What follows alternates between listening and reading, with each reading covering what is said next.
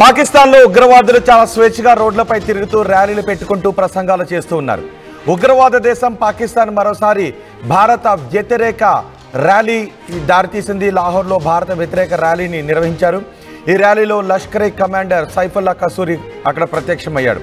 భారత్పై మరోసారి సైఫుల్లా విద్వేషపూరిత ప్రసంగం చేశాడు.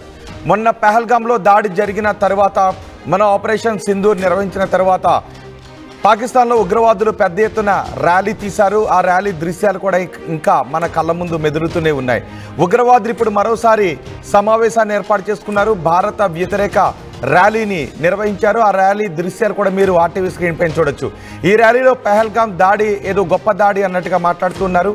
అంతేకాదు, ఈ సైఫుల్లా కసూరి తను ప్రపంచ ఉగ్రవాదిగా పేరు పొందడం చాలా గర్వంగా ఫీల్ అవుతున్నట్టుగా మాట్లాడుతున్నాడు. Most wanted terrorist Hafiz Saeed కొడుకు తలా సయీద్ కూడా ఈ ర్యాలీలో పాల్గొన్నట్టుగా సమాచారం ఉంది. పాకిస్తాన్ అణుపరీక్షల వార్షికోత్సవం సందర్భంగా ఈ ర్యాలీ నిర్వహించుకున్నారు. తలా సయీద్ కూడా ఈ ర్యాలీలో పాల్గొన్నట్టుగా సమాచారం ఉంది.